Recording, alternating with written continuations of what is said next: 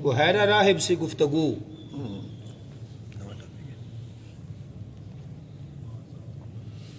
جب رسول اکرم صلی اللہ علیہ وسلم 12 سال کی عمر کے ہوئے تو حضرت ابو طالب نے شام کی طرف سفر کیا، ارادہ کیا۔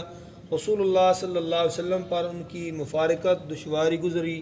حضور نے فرمایا، مجھے یہاں کس کے اعتماد پر چھوڑ رہے ہو؟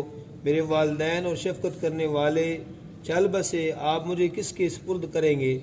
یہ سن کر ابو طالب کو رقت آ گئی تو انہوں نے آپ کو اپنے ساتھ لے جانے کی قسم کھا لی۔ تجارتاں کرتے ہوندے آئے نا وہ لوگ، پھر سفر شام دا کدی کدائیں بصورت قافلہ وہدے ہوندے آئے تے وہ حضور نے حضور اپنے نال لے گئے 12 سال دے آئے۔ جناب ابو طالب کے بہن بھائی آ کر کہنے لگے، حضور تو ابھی بچے ہیں، یہ سفر پہ کیسے جا سکتے ہیں؟ جناب ابو طالب کو ان کی باتوں سے تردد پیدا ہوا تو دل میں آیا کہ آپ کو ساتھ نہ لے جائیں۔ ایک دن انہوں نے رسول اکرم صلی اللہ علیہ وسلم کو تنہائی میں روتے دیکھا۔ آپ سے رونے کا سبب پوچھا تو رسول اکرم صلی اللہ علیہ وسلم خاموش ہو گئے۔ ابو طالب کہنے لگے، شاید آپ جدائی کے خیال سے رو رہے ہیں۔ حضور نے فرمایا، ہاں۔ جناب ابو طالب نے پھر قسم کھائی کہ آئندہ آپ سے جدا نہ ہوں گے۔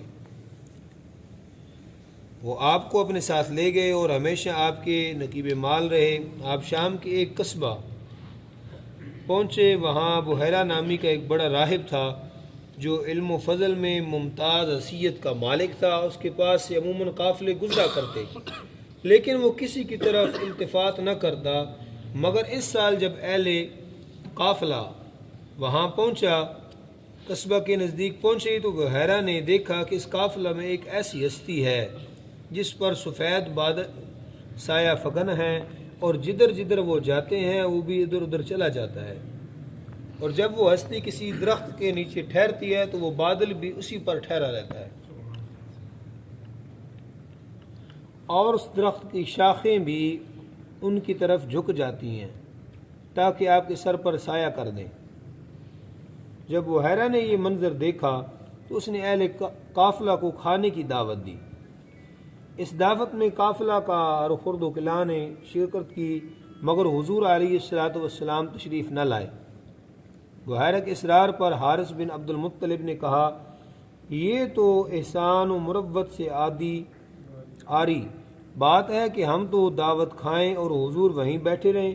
جب بحیرہ نے حضور کا نام سنا تو حضور کے احسار کے لیے کام لیا۔ حارث امی رسول کو بلایا اور خود دیکھ رہا کہ جب آپ درخت کے سائے سے باہر آئے تو سفید بادل بھی آپ کے ساتھ ساتھ چلنے لگا۔ نزدیک پہنچے تو بحیرہ آپ کی تعظیم و تکریم کے لیے اٹھ بیٹھا اور آپ کو تیز تیز نگاہوں سے دیکھنے لگا۔ اس نے ان تمام علامات اور نشانات کا مشاہدہ کیا جو کتب سابقہ میں پڑھ چکا تھا۔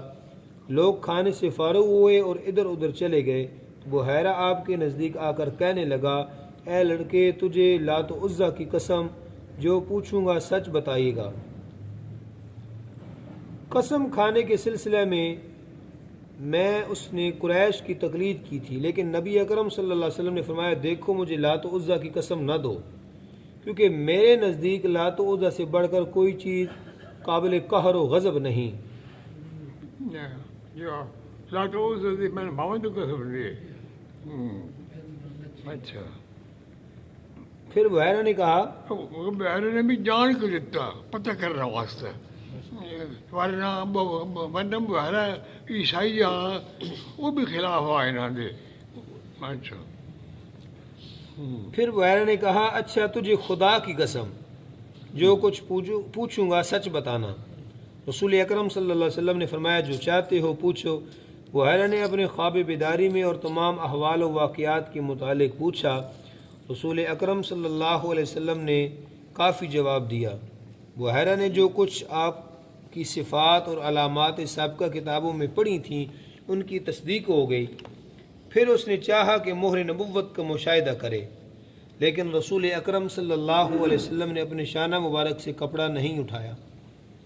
جناب ابو طالب کے کہنے پر کپڑا اٹھایا تو مور نبوت کی وہی صفات جو اس نے آسمانی کتابوں میں پڑھی تھیں مشاہدہ کیں اور اسے بوسہ دیا۔ عجیب گل ہے، ہوں کتاباں کدھر گئی ہیں اور ان کتابوں میں جو لکھ کے رہ گیا یہ نہیں پڑھ رہے۔ یہ تورات ہے، انجیل ہے، وغیرہ وغیرہ، زبور ہے۔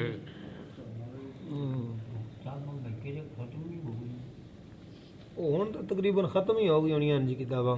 نہیں آپ ختم کیتے نا، ایک قرآن مجید ہے جسے ایک زبر زیر نہیں اتنے ہیٹھ کر سکے، باقی کتاباں جہاں مولویوں کو آئی نا انہوں نے مولویوں کو رائے بھی سجے نے انہوں نے، پر اپنی اپنی مرضی کی گلاں پائی ہوئی ہیں۔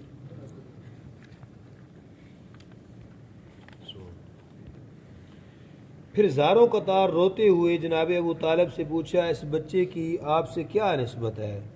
انہوں نے جواب دیا یہ میرا بیٹا ہے۔ وغیرہ کہنے لگا یہ تیرا بیٹا نہیں، یہ امر ضروری ہے کہ اس کے والدین زندہ نہ ہوں۔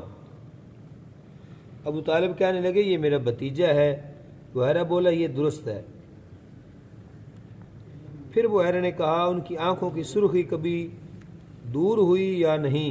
ابو طالب نے جواب دیا نہیں۔ وغیرہ نے کہا یہ بھی سچ ہے۔ بعد ازاں جناب ابو طالب سے کہا کہ یہ اس امت کا پیغمبر صلی اللہ علیہ وسلم ہوگا، اسے جلد از جلد واپس لے جائیے اور یہودیوں سے اس کی کڑی حفاظت کرنا، کیونکہ جو مجھے پتہ ہے انہیں پتہ چل جائے تو ان کا مار ڈالنے کا قصد کر لیں گے۔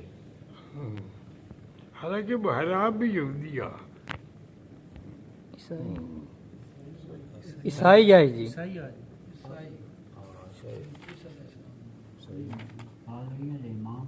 پادری عیسائی آ عیسائی عیسائی ویسے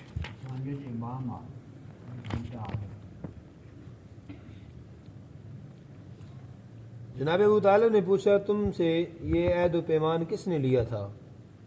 وہیرہ ہنس کر کہنے لگا اللہ تعالیٰ نے یہ عہد و پیمان انجیل میں موجود ہے۔